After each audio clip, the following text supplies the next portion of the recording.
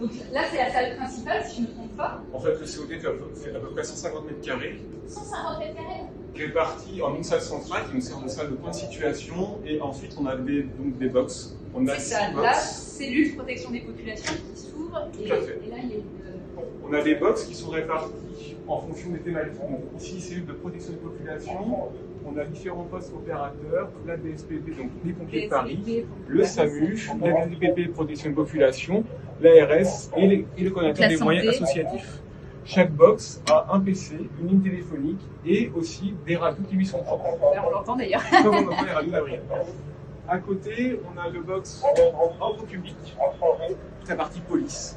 L'avantage d'avoir un box. Et là, tu peux fermer, c'est ça, comme ça. Exactement. Possibilité à la fois de s'isoler, mais également de communiquer de service à service sans passer par la salle centrale. C'est aménageable en fait. C'est ça, vraiment selon aménageable. les mesures de la crise, tu ouvres, tu. C'est vraiment aménageable, c'est modulable. Oui, Et les services également peuvent soit être conviés, soit pas conviés pour s'isoler. C'est vraiment modulable par rapport à ça. On a également le renvoi d'images du poste vidéo de la zone de défense Île-de-France, si jamais c'est nécessaire, pour avoir les caméras soit de la ville concernée, d'un drone, d'un hélicoptère ou autre par rapport à ça. Donc ici, la ordre public, juste à côté de la cellule opérateur réseau. Ah oui, là, les régies de transport, justement, on en parlait tout à l'heure, SNCF. En fonction de la crise, RATP, SNCF, Enedis, GRDF, qui peuvent venir et qui sont informés d'un point en COD, si jamais cela est Et partout, tu as les cartographies, parce que tout ça, c'est lié à l'opérationnel, donc il faut arriver à se représenter sur le terrain ce qui se passe. Exactement. Partout, dans chaque cellule, deux choses très importantes. Ici, un petit lexique du centre opérationnel, comment on active les différents outils qui sont nécessaires et qui sont présents dans chaque cellule. Et comme on parle tous un petit peu notre jargon, un petit lexique des essentiels qui regroupe les principaux acronymes que l'on utilise. DMD, ça veut dire quoi, vous savez? J'en prends un plus facile, PCO. Vous savez ce que c'est, PCO? Poste de commandement opérationnel. Voilà, il y a tout marqué là. Et les numéros de téléphone, j'imagine, parce qu'on soit on va se voir, soit on s'appelle. Ici, dans le petit item que l'on a ici. Ok. C'est vraiment bien organisé dans les Hauts-de-Seine. Je pense que nos concitoyens peuvent se sentir en sécurité avec un tel centre opérationnel départemental. On a de la chance d'avoir une cellule qui est dédiée, qui n'est pas une salle de réunion utilisée en permanence. C'est une salle qui est vraiment utilisée dans sa configuration en mettant plus la lumière naturelle du soleil.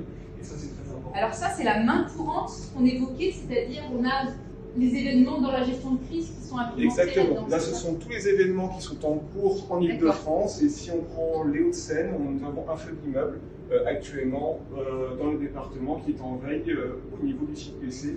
Et on a fait donc la remontée d'informations au niveau du corps préfectoral. C'est ce qui s'appelle Synergie, c'est ça le portail Orsec. Exactement. Et alors là, anticipation justice, je vois marquer ça sur la porte. Tout à fait. La anticipation permet au directeur de cabinet, avec le chef de salle, généralement soit le chef du site PC ou son représentant, ou son adjoint, de prendre du recul sur la situation, de réfléchir, d'avoir un temps d'avance sur la crise et en lien avec la justice, justement, voir avec le procureur de la République ce que l'on peut dire ou pas dire par rapport à ça. Et ça, c'est ma préférée, la cellule communication. La cellule communication qui est automatiquement armée dans un COD. L'objectif du service de communication, c'est d'établir un communiqué de presse dans l'heure qui suit l'activation du COD. Comme le site PC, le service de la communication dispose de renforts pour qu'on puisse tenir dans la durée de la crise. La cellule de communication, ici, avec différents postes. On a des postes qui nous permettent d'avoir un accès à un réseau Internet libre et un réseau d'accès sécurisé à ce titre-là.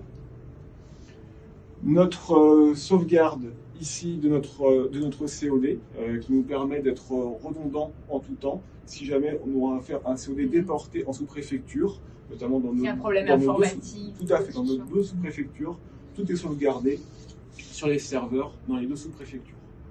Et enfin la sub-administration que nous avons ici. En fonction de la crise, toujours pareil, la DRIUAT qui nous sert soit de la direction régionale et interdépartementale de l'équipement, de l'aménagement et des transports. Bravo. Qui nous sert soit de référent départemental inondation en cas de crise inondation ou en cas de problème sur une ICPE, une usine du territoire, d'être le référent de l'entreprise concernée. Et juste la grande antenne, c'est quoi? Là, je suis curieuse. C'est ce qui peut servir justement sur des associations de sécurité civile comme l'Adrasec, d'avoir également les réseaux qui peuvent être utiles pour le préfet. Okay. Bah, merci beaucoup pour cette visite, très intéressant.